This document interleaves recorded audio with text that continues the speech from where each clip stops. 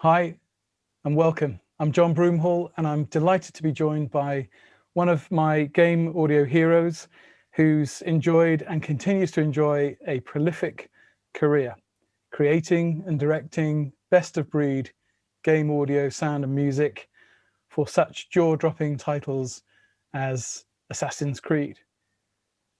Welcome, Lydia Andrew. How are you? Hi, John. I'm good, thank you. Thanks very much for having me. It's great to have you along and thank you for taking the time. I guess the first question is, I was just thinking back that the last time I saw you was in Copenhagen at Leading with Sound, great conference. And just in that year, things have changed so much. So I wonder, like, how has the pandemic and all of that whole thing been for you and how's that affected the team? Well, it has. It's been a really big year, I think, for everybody. Specifically for me, since we last met in Copenhagen, which is almost exactly a year ago that we were at that conference, I have been working on a new project. We've had the pandemic and working from home. And in that time, I also had a baby. So I've had a baby during the pandemic, which has been a very specific experience as well. Wow. But obviously a very positive one. So yeah, it's been quite a year since we met last year, and a lot has changed. A lot has changed for a lot of people, and working from home brought a lot of new kind of opportunities and challenges for me and for the team of people that I work with as well. Well, I declare the rest of this conversation COVID-19 free. And of course, what we really want to talk about is to get some, I guess, some insights into your approach and how you've consistently envisioned and delivered really world-class game audio over so many years. So my first question on that is really, what for you personally constitutes great game audio? So it's a good question. It's a complicated question because games are so there's so much variety. There's so many different kinds of games. There's so many different subjects or ways you play. For me, it's kind of easy to say what I don't think good audio is for games. And for me, mainly, that would be something that takes you out of the experience, that doesn't feel true or real physically or emotionally to you in a game, and is disturbing and is making you kind of snap out of the game. Now, sometimes that can be a technical issue, and games are very complicated, and sometimes there are just technical issues that can happen, maybe a problem with sync, or a problem with loading, or dropouts or something like that. But creatively, for me, what I think is really important about game audio is the combination of storytelling and supporting the game that you're working on. And that can be that's true for any kind of game. It can be a puzzle game, a quiz game, a first person shooter, a racing game, open world game, any kind of game really. You're supporting the player's experience, you're supporting the narrative of the world that you're in and establishing that.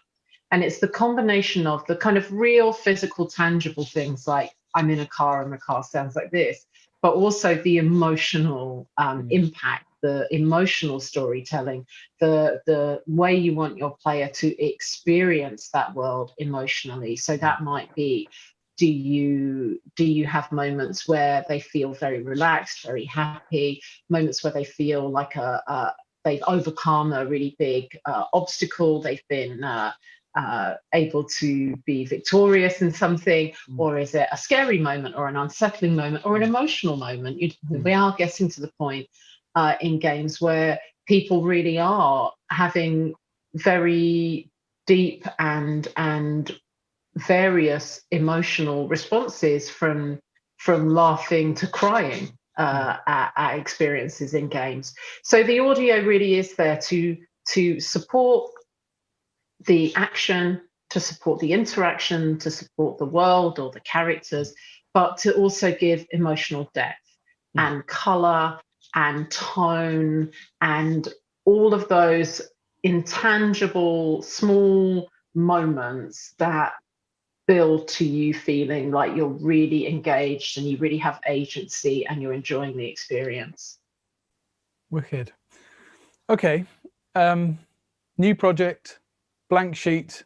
Mm-hmm. What does Lydia Andrew do day one? So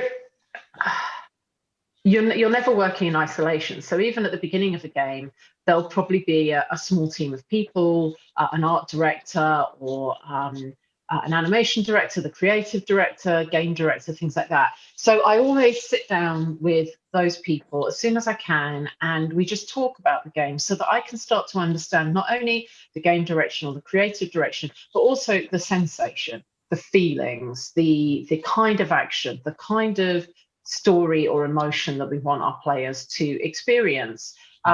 There's the very specific things like where is the game set, who is the character, or what kind of, depending on what kind of game you're making, what's the goal, what's the kind of action I'm going to do.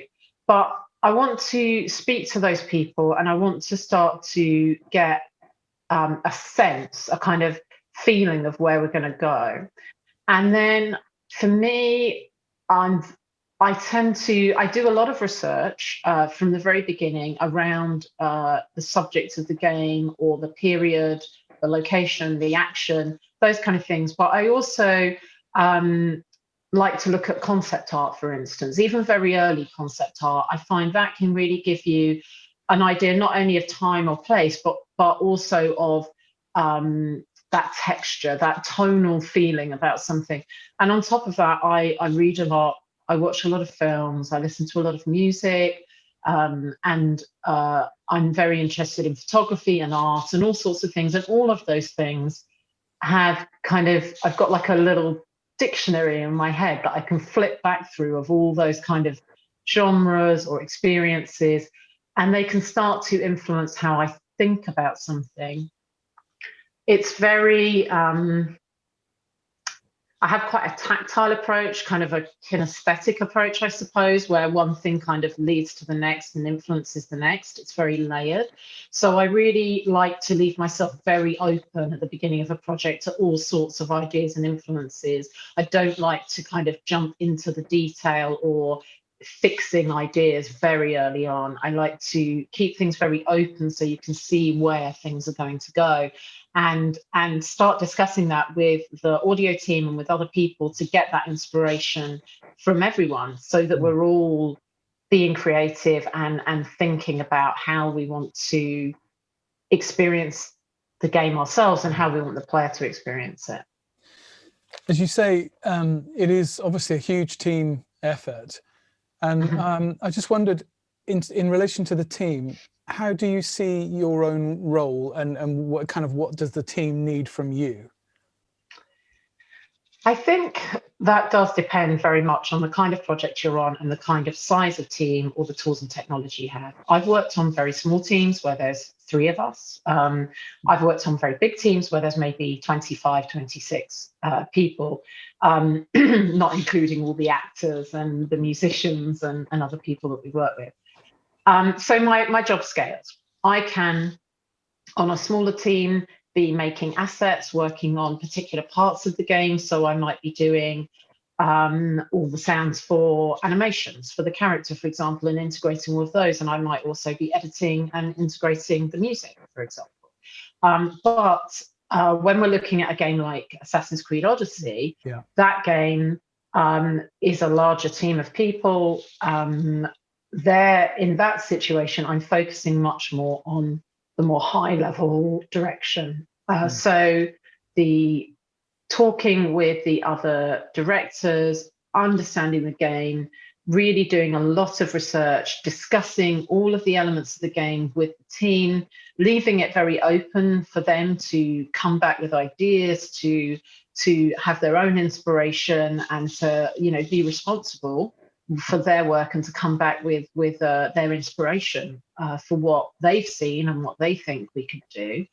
And then kind of pulling all those ideas together and making sure that we're going in a direction that's cohesive, Yeah. that feels organic, it evolves, but it's all going in the same direction. So we don't end up with a mishmash of styles or influences.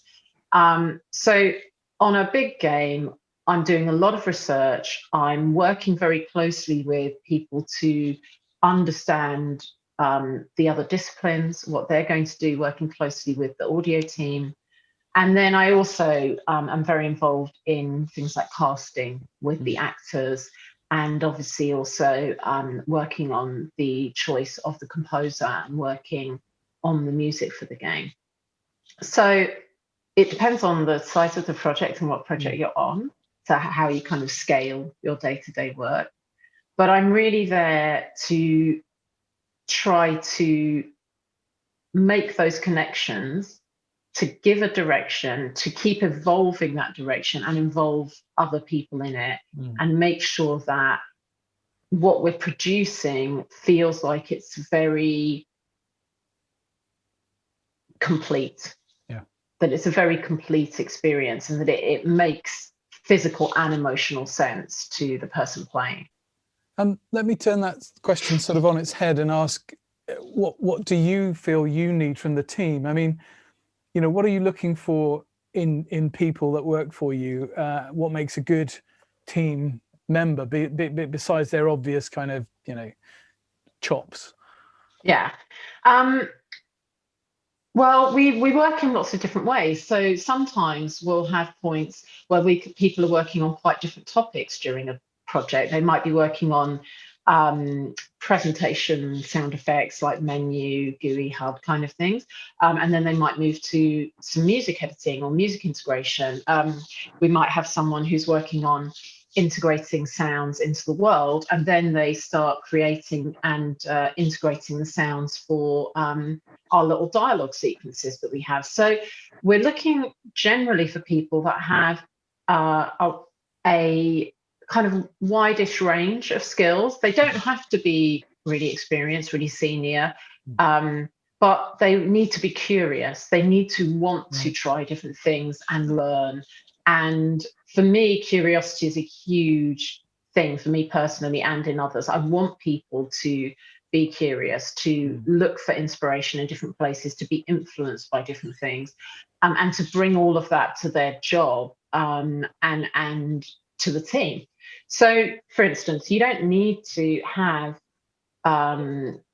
super hard technical skills. Maybe we're hiring for a very technical job and you would for that, but we can teach you tools. We have internal tools you won't know when you join our team. So we'll teach you tools, but we want that creativity, that curiosity, that passion, and kind of feeling of wanting to move forward, of wanting to understand how something works and why it works like that. And really to be very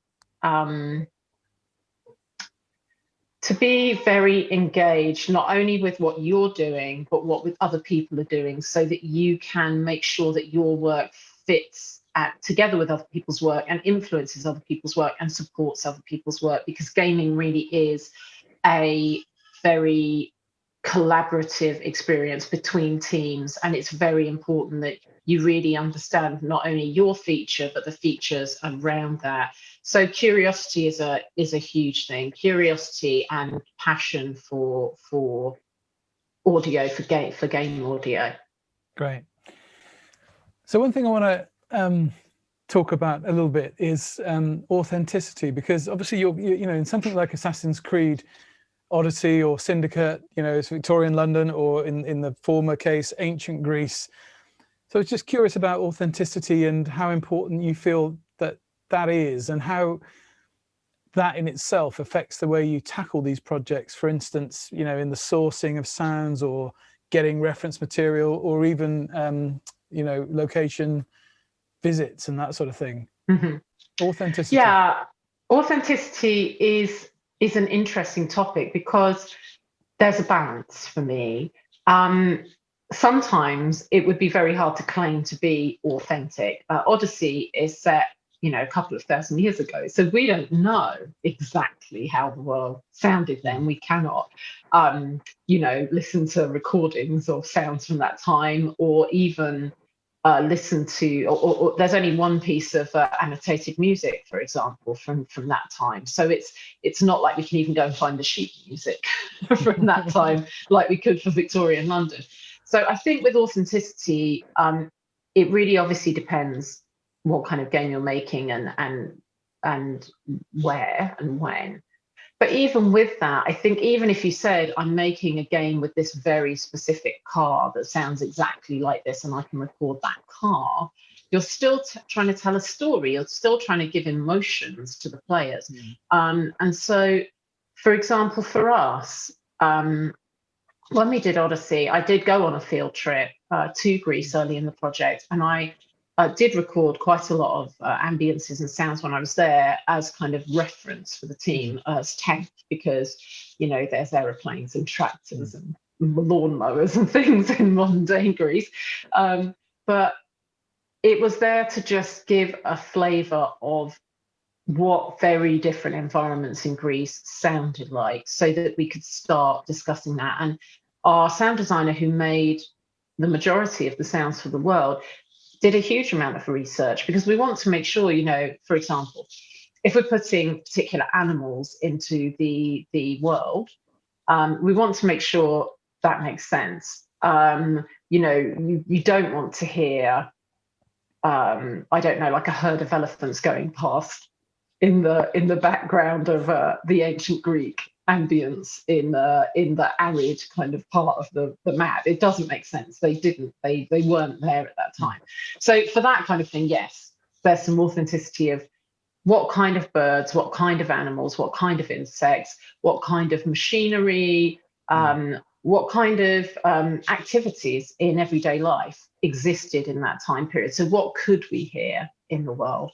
We do a lot of research for that, but we're also thinking about how does that make us feel? How does that tell the story of what we're doing right now? So, if I'm exploring a very arid desert part of the world, then maybe the insects I'm using there, yes, they might be authentic insects, but they might also give me a certain feeling. They're telling me a certain story. They're saying what time of day it is, or maybe they're making the world feel very dry and dangerous, like there's a drought and it feels uncomfortable. And then if I go into the paradise, more tropical area, the insects are changing, not just because there's different vegetation there, but because maybe I want you to feel more relaxed. I want you to feel like this is a safe area. This is more like a holiday kind of environment. So the sound is there in a very multi-layered way to give not only a feeling of place and time, but constantly a feeling of story, of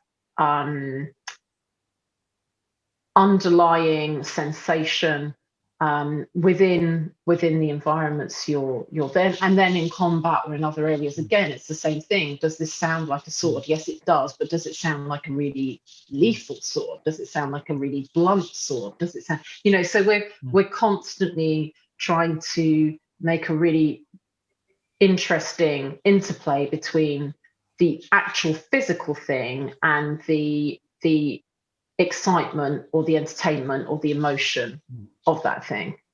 Yeah. So when you're creating these huge sort of open worlds, clearly you're hugely dependent on the technology of game audio to help with that and to really provide immersion. But so I was just wondering, can you talk a little bit about the relationship between technology on the one hand, and in the light of some of the things you've been saying about drama and emotion, creativity on the other? How do they sort of correlate? Yeah, so for me, there isn't really a distinction between the technology and the creative impulse, because they are completely working together. So from the very beginning of the project, when we're thinking creatively about what we want to do, what we want to achieve, what we want the player to engage with and experience, we're talking about the technology as well. We're talking about how we're going to do that, why we're going to do that. And for games, because technology is always changing, it's always moving forward, we can challenge ourselves on each project. We can look at what we did before and say, is that the right approach for this game, or is there something different that we can do, or we want to do, or we have to do for this project? And so early on in Odyssey, for example, we looked at the fact that we were going to record a lot of dialogue and record dialogue for these interactive conversations where you'd make choices. And so we started testing the concept of how we would record that dialogue, and immediately realized that it was going to be really complicated for us to use the pipeline we had at the time. We got confused ourselves quite quickly when you were making choices and then having to move on to the next thing and make sure you kept that in your head as the right intention for the next one. It got complicated very quickly, even just with a few of us testing it. So we decided, okay, to do the creative thing we want to do, we need to create a new recording pipeline. So we did that.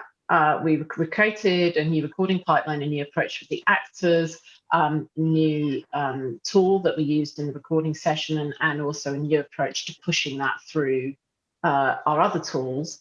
And this affected not only the audio team, but the cinematic designers who were working on the cinematics. So we all had to work together on that.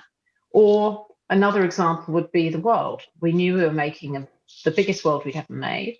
We wanted it to feel that it evolved, that it was very organic, very satisfying to spend a lot of time in.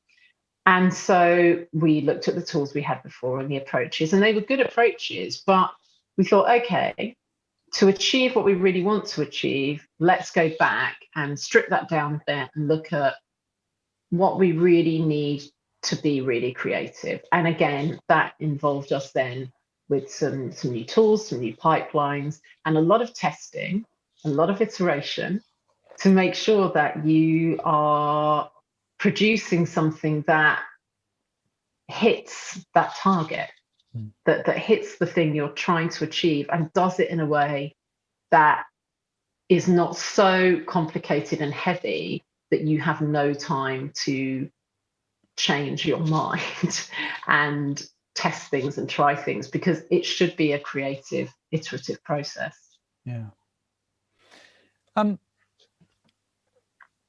Beyond describing the world in a sort of, let's call it a literal sense, I just wonder if you're always on the lookout for sort of opportunities where sound can kind of punch above its weight and kind of bring some kind of extra dimension. I think you've already been hinting at that in what you've said, but just wonder if that's something that we can really do in games.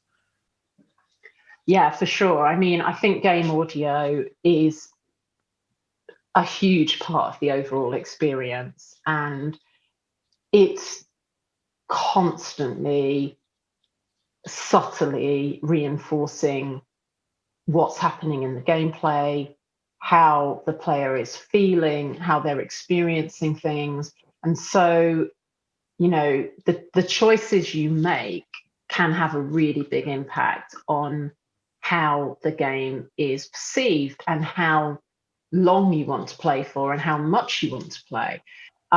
So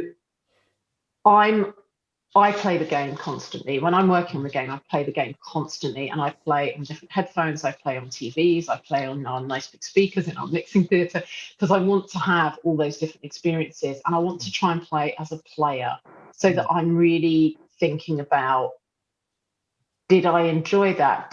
Was that exciting? Did I feel something? What did I feel? Was there something in the sound that was really helping me, or something in the sound that was aggravating me and making me feel tense for a bad reason? So I'm always looking for the opportunities to add that extra, to have all the core, really important layers in there, all of the core foundations that you need. But then where are those things that we can kind of sprinkle in as well, that just are maybe a little surprising or a bit different, something we haven't done before, or might seem very seamless to the player, but actually to us is something quite exciting for us to do. So an example from Odyssey might be when you were on your boat, we knew you'd be spending time on your boat. The world is beautiful. The sea is really big. So sailing around is really fun and looks amazing. So when you're on your boat, how do we continue to make that experience feel engaging and interesting and exciting, not just with the sound of the water and the sound of the boat and the sound of the voices of people on it or being in combat on the boat, all of which is incredibly important. But the kind of sprinkle on top of that was, well, if I'm in my car going from A to B, I listen to radio, I listen to music, I sing along to, music, whatever. And I was thinking about the rhythm of boats and the idea of someone kind of calling to the people that are rowing, or someone, beating a drum in time to encourage people during action. And that made me start thinking about music that was on the boat. So we looked at two different kinds of songs. We took texts from ancient Greece, whether they were lyrics or poems or pieces of text from plays, things like that. And we chose subjects we felt that sailors might sing about. And then we also wrote original songs that were about the story. So as you worked your way through the game, you would unlock these songs based on kind of where you were in the progression. And those were written in English, but then translated into ancient Greek, so that when you're on the boat, you hear the crew singing to one another. And we also have a male and female crew. So it was like, okay, we also need to do that for both men and women. So do you have to have songs on your boat? No, you can have the sounds of the boat, you can have the sounds of the water, but does it make it feel like it's living, like there's real people, like it's ancient Greece and those people are singing songs from the time? Music was very important in that time period. So we thought, yeah, this is something we'd really love to do, and we think it will really help to tell the story of that boat and that experience of being on the sea. So let's turn our attention to mixing. I'm just curious whether you have a concept of a final mix in the game, or are you constantly mixing the game? How does that work out? We're constantly mixing. We're asking everybody as they're producing their assets to balance their assets against the other assets in the game. So that's tricky early on in the game when maybe there isn't that much there, but we're always asking people on the team to integrate their audio, to think about with their creation the kind of dynamic range of their sound, to think about what it's going to be heard next to. Some sounds are only heard in very specific environments, but some might be heard, all over the game. So how do those things fit together?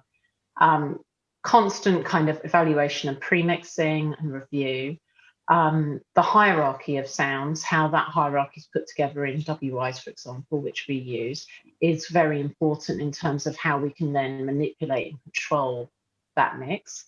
And then we do have a final mix, but honestly, you really can't rely on that in games. You really have to be thinking about the mix from very early on, because you need a solid foundation, as there will be things that are coming in until very late in the process. And it is very challenging because it's not a linear fixed media. But it's important just to consider that from early on, and for everyone on the team to be thinking about how their work fits in with everything else. Our time is nearly up. I hate to say it, but just a couple more questions, if I can just squeeze them in.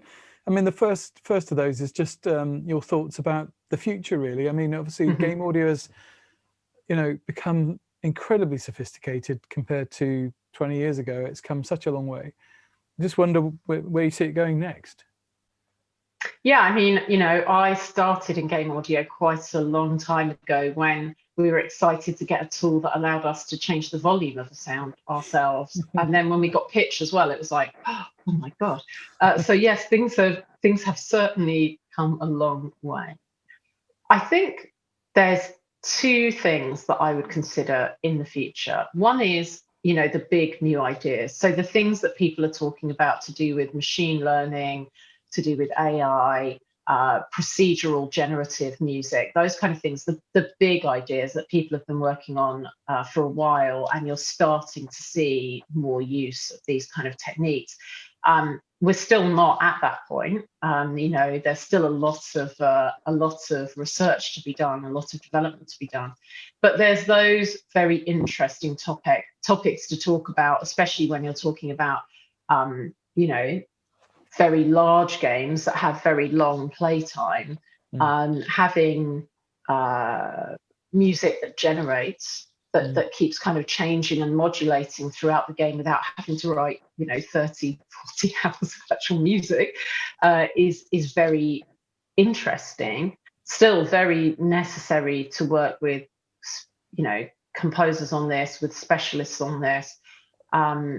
So those are kind of the big ideas. But I think also for the future, we should always be challenging ourselves about what we did last time and how we did it. So we should always be looking at our own approaches, our own creative approaches or technical approaches, and saying, is that the best way we can do it? Is that the right thing for this game? And where's the efficiency or the innovation that we could be working on? Because the better your tools and pipelines are, the more creative you can be, because the more you can test something quickly and then have a discussion about it and review it and ask for people's opinions and maybe adapt it. So I think it's always challenging yourself on not kind of sitting back and resting, like not kind of resting on, well, that's how we've always done it and it works. Challenge yourself even on some of the most basic things, like how you make your ambiences in the game, or how you play a locomotion, like footsteps. Are you doing that in the best possible way? Do you need to rethink your approach? So yeah, there's those two things for me, John. There's the kind of big, exciting kind of world of the future ideas, and which I'm really interested in, and I love reading up and watching videos and going to conferences and hearing about the research people are doing.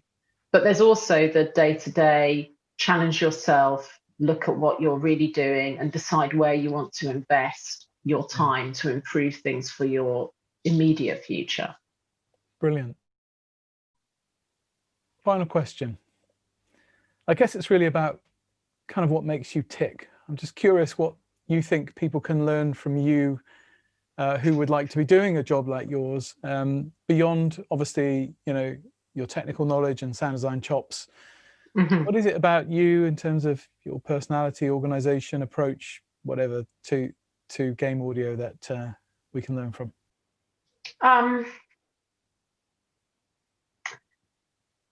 I'm still really excited about working in games. I've been doing it for a long time, but it's such an interesting creative industry. It's always evolving and changing. Things change so fast.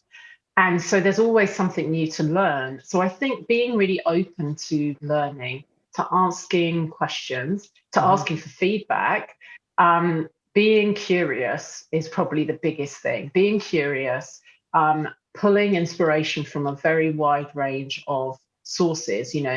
I really love playing games and listening to games, and there's amazing sounding games out there that I still think, crikey, that's amazing. How did they do that? But don't just look at games to work in game audio. Be inspired by everything around you, whether that's you love gardening, or you love the natural world, or cooking, or art, or television, film, photography, music, just pulling in all sorts of stimulation and creative influences that will and can at some point influence what you do and how you think about things. So being curious and taking advantage of all of the expertise of the people around you. Don't be afraid to ask questions. Don't be afraid to say you don't know something or you don't understand something someone said, because maybe by talking about the idea, you'll all clarify the idea and you'll learn something, and maybe the thing will change and develop.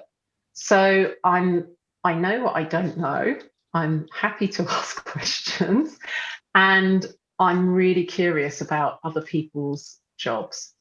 So I think that's the main thing, is be open to all of the influences around you and the people around you, and leverage all of that to help you be creative and dynamic in your work. So yeah, I'm still very excited about working in such an interesting industry. And even in the working from home situation, you can still play your games, listen to music, talk to your team, do video conferences, check in with people, ask if you don't understand. Brilliant. Well, Lydia, thousand thanks for joining me today. It's been lovely to talk to you. We also appreciated Baby's contribution, just could hear in the background a little bit there, and it was a pleasure. Thank you very much, John. Thanks for the opportunity to speak to you. Take care. All the best. You too. Thank you. Bye-bye. Bye.